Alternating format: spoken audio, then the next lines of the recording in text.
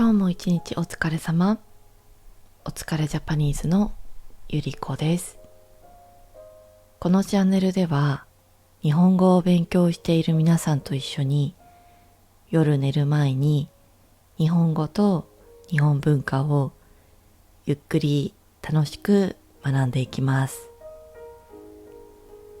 さて、皆さんは日本語の中で一番美しい言葉は何だと思いますか？ありがとうでしょうか？それとも桜でしょうか？実は日本語には英語や他の言語にそのまま訳すことが難しい言葉がたくさんあります。そしてその言葉の中には日本人の価値観や美意識が深く反映されているものも少なくありません。例えば、木々の間から差し込む光を表す木漏れ日。桜が散るからこそ美しいと感じる物の哀れ。あるいは言葉にできない奥深い美しさを意味する幽玄。こうした言葉を知ると、日本人がなぜ桜を愛するのか、なぜ静かなお寺を好むのか、なぜ雨の日の景色に心を動かされるのかが少し見えてくるかもしれません。今夜は日本語の中でも特に美しいと言われる言葉や考え方を一緒に見ていきましょう。それではゆっくり楽しんでください。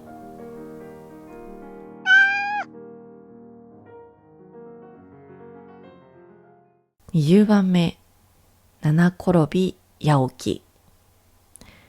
七転び八起きとは、7回転んでも8回立ち上がるという意味のことわざです。人生では失敗することがあります。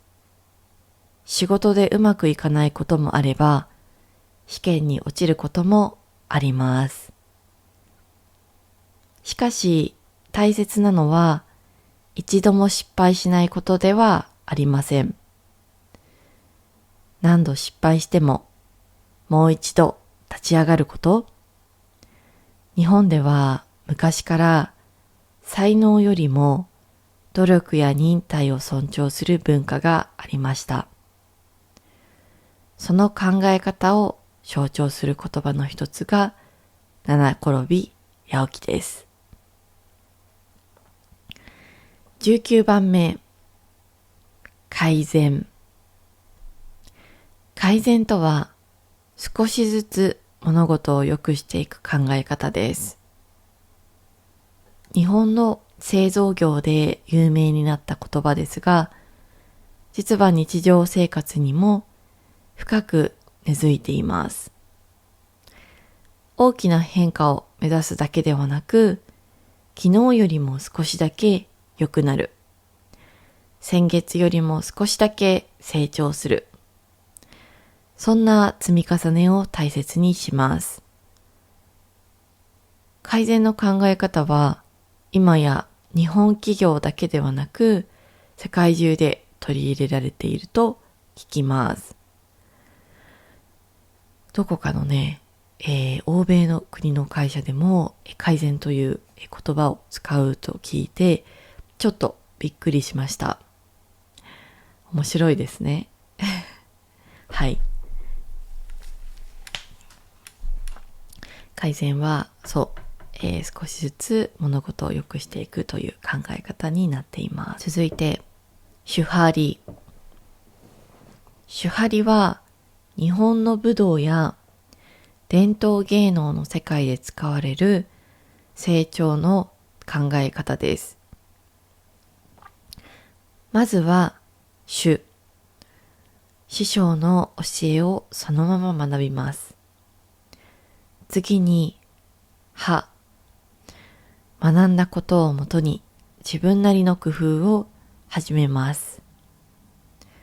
そして最後が、り、教えからは離れ、自分だけのスタイルを確立します。日本では自由な発想も大切ですが、その前に基礎を学ぶことが重視される傾向があります。17番目、恋の予感。恋の予感とは、まだ恋をしているわけではないけど、この人とはいつか恋に落ちる気がする。そんな不思議な感覚です。初めて会った瞬間に感じることもあります。まだ好きではありません。しかし、未来の恋をどこか予感しているのです。もしかしたら海外でも人気のある日本語の一つかもしれませんね。続いて16番目、生きがい。生きがいとは自分が生きる理由や人生の喜びのことです。それは大きな夢である必要はありません。家族との時間かもしれないし、趣味かもしれません。朝の犬との散歩や一杯のコーヒーかもしれません。日本では成功よりも毎日を大切に生きることに価値を見出す考え方があります。続いて15番、縁。縁は人と人との不思議なつながりです。偶然の出会い、久しぶりの再会、誰かからの紹介。人生には説明できない出会いがあります。日本人は昔からそうしたつながりを縁と呼び大切にしてきました。さてですね、五円玉という効果を皆さんは知っていますか？日本では単なる五円効果ではなく、縁起のいい効果として知られています。その理由というのは、ご縁の発音がこの縁、ご縁と同じだからです。ご縁っていうのはですね、先ほど紹介したような人とのいい出会いや恋愛の縁、仕事の縁、幸運との縁などを意味する言葉です。そのため日本では神社でお参りをするときに五円玉をお賽銭として入れる方がたくさんいます。それにはいいご縁がありますように。そんな意味が込められています。14番目、一期一会。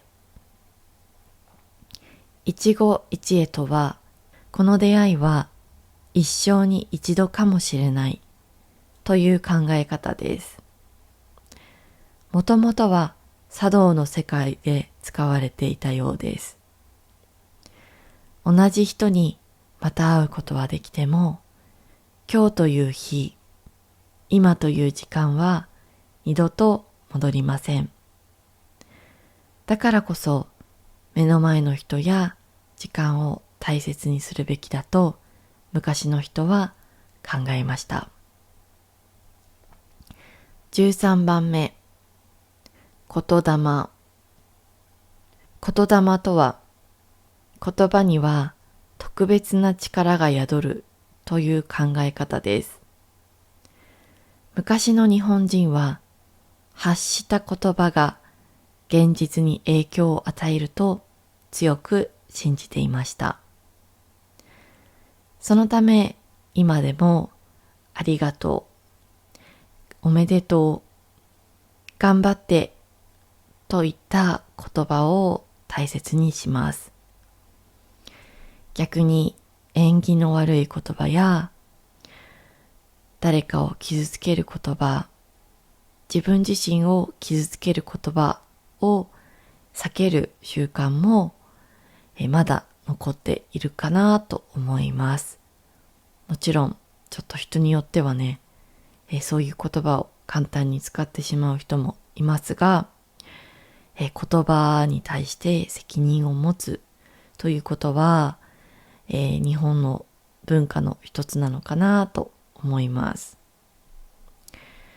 12番目、静けさ。静けさとは単に音がないことではありません。心が落ち着き、自分自身と向き合える状態です。例えば、鎌倉にある竹のお寺にいるとき、そこには風の音もあれば、竹が竹同士で擦れて、小さなね、さーっていう音が聞こえてきたりとか、鳥の声もあります。しかし多くの人は静けさを感じます。日本人が求める静けさとは、無音ではなく心地よい調和なのかもしれません。11番目、余白。余白とは、あえて何も置かない空間のことです。例えば、日本画、日本庭園、俳句。日本の芸術には余白がよく登場します。すべてを説明しないことで、見る人の想像力を引き出すんです。日本では完成された答えだけではなく、考える余地そのものにも価値があります。さて、少しだけ俳句について深掘りしていきたいのですが、俳句の中では同じ一つの言葉をとっても複数の意味を持たせることが、とてもね素敵だと考えられていました。例えばこんな、有名な和歌があります。花の色は移りにけりないたずらに、我が身世に降る眺めせしまに。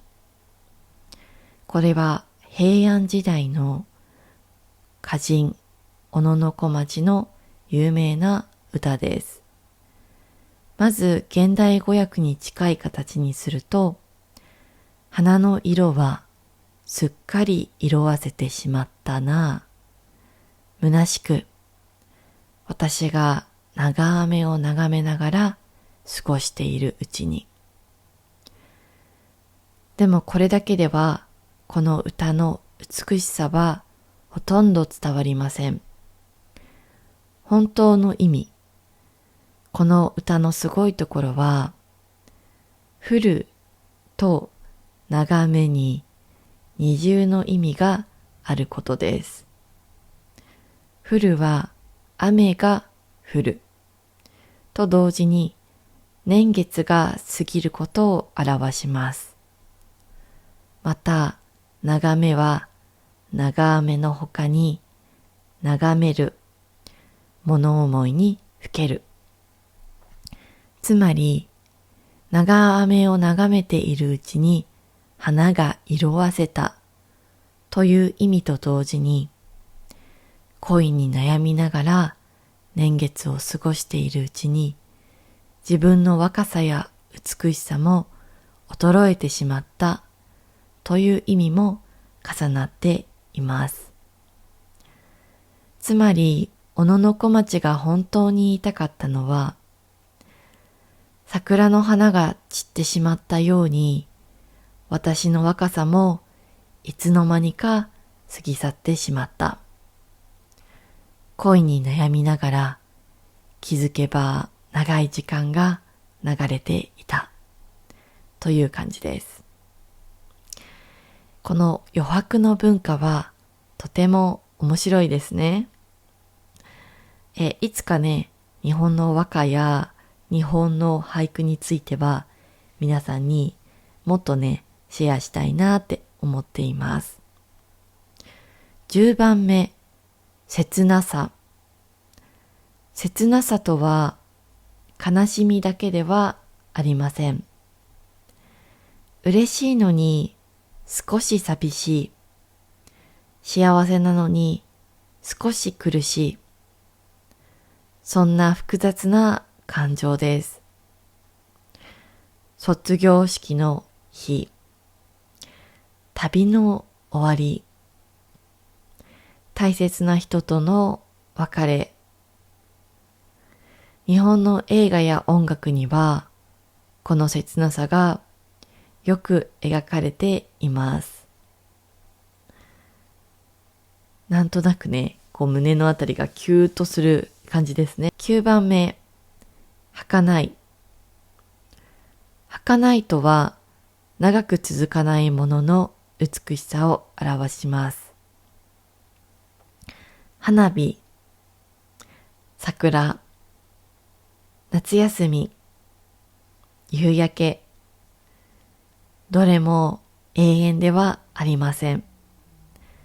だからこそ心を動かされます。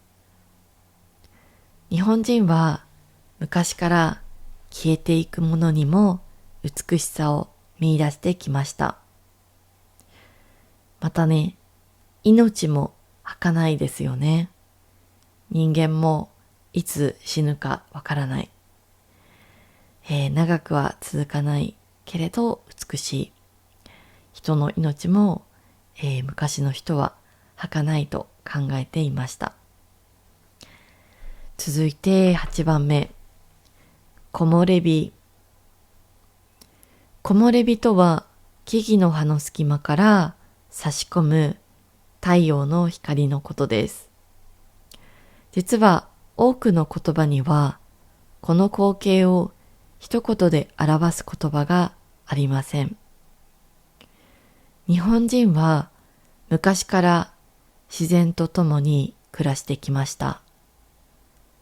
だからこそこのような小さな風景にも名前を与えたのかもしれません。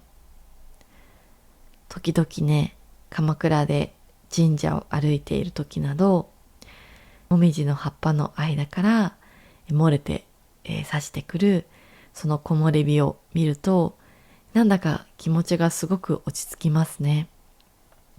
そしてそれはただの葉っぱから差し込んだ光なのに、すごく美しく見えることがあります。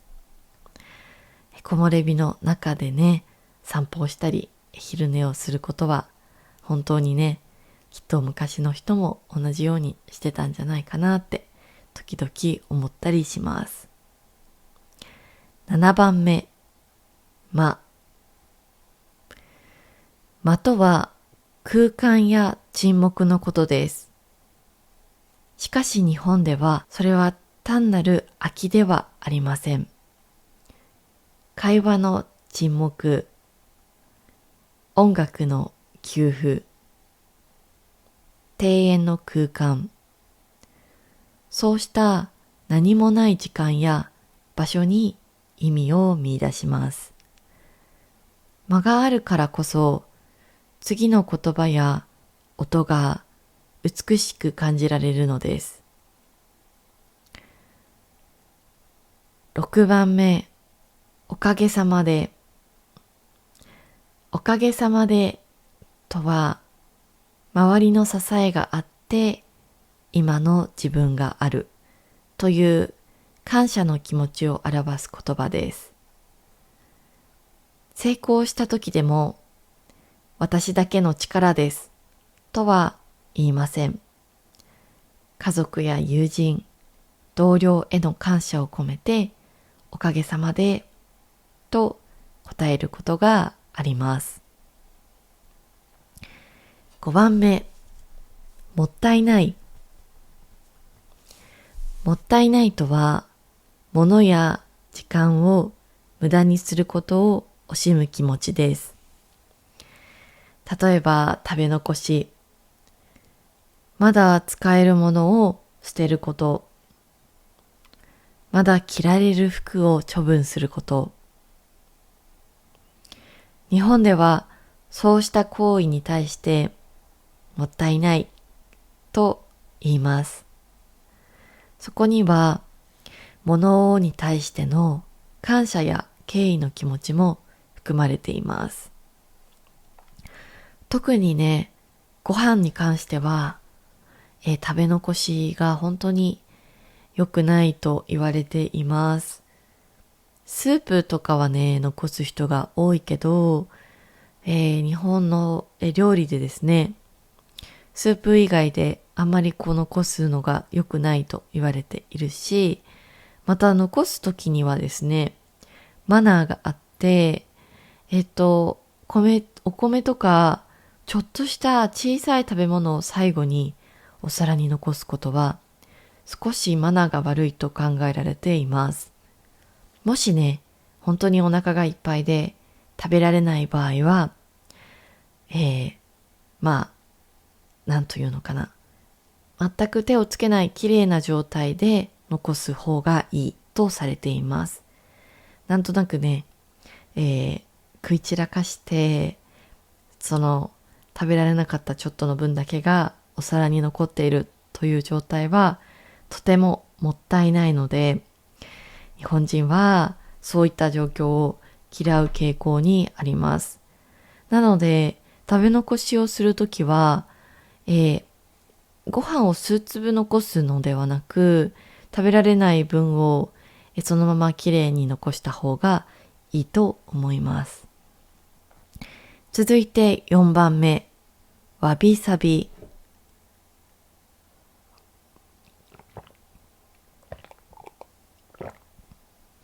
わびさびとは、不完全なものや古いものの中に美しさを見出す考え方です。